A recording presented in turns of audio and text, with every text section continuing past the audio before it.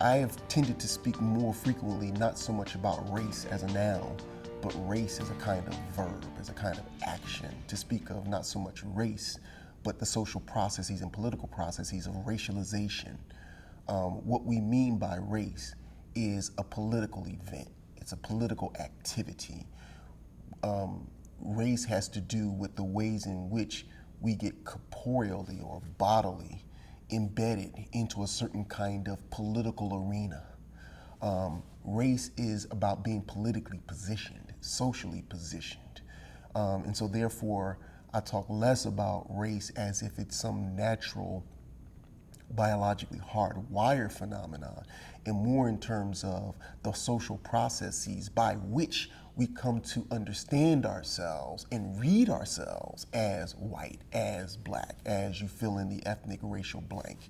What are the procedures by which race comes to accomplish itself so that we, by default, think about it as natural, right? I want to back up and think through the processes by which that happens. Theology as a mode of thought, as a way of thinking about and intellectually organizing what we take ourselves, particularly in the Christian framework, take it to mean to be Christian. Theology in that framework of Christianity is more or less the midwife of the racial imaginary. It birthed it.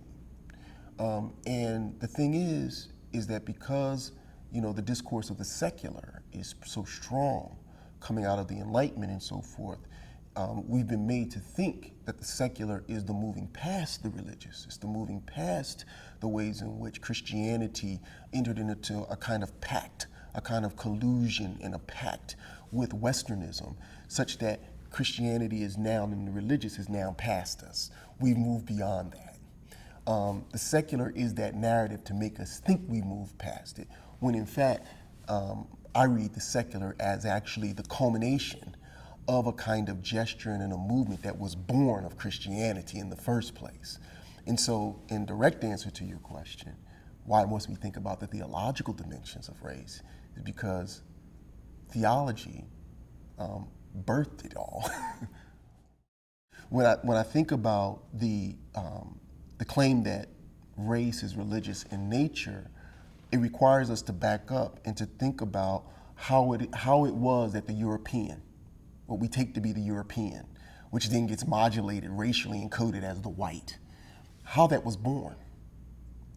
And the short version, really, I think, of how it was born is that what we would take to be the European is precisely that figure who imagines himself, and it's usually gendered as a male, the pinnacle expression of it is as a male, imagines himself as ecstatically related to the whole world, right?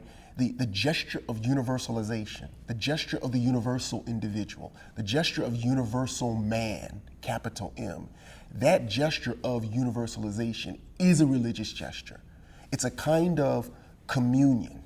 It's a kind of way of imagining the communal, right? And I'm using communion, we're sitting in a church, in that very freighted, liturgical, religious sense, right? As a kind of rival of the commons, an imagination of the world as the commons for man. But not just the commons, the universal kind of outlook by which man implants himself around the globe. That kind of Eucharistic communalism is very much a kind of religious gesture to turn the world into man's sanctum, right? And so there's this kind of missionary, evangelistic impulse that now gets coded less in ecclesial terms, in terms of kind of, evangelization, and more in a kind of secular, non-explicitly religious terms. So we talk about the universal, or the ideas that go with the universal: democracy, freedom.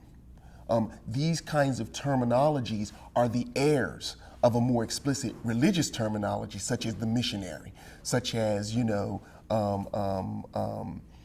missionary, the evangelist, and so on and so forth. The figure that's inherited that is now the figure of the Western subject. Not so much the Christian subject anymore, but it's the Western subject, right? There's a continuity between that shift from the explicitly religious and more particularly Western Christian to the kind of Western secular.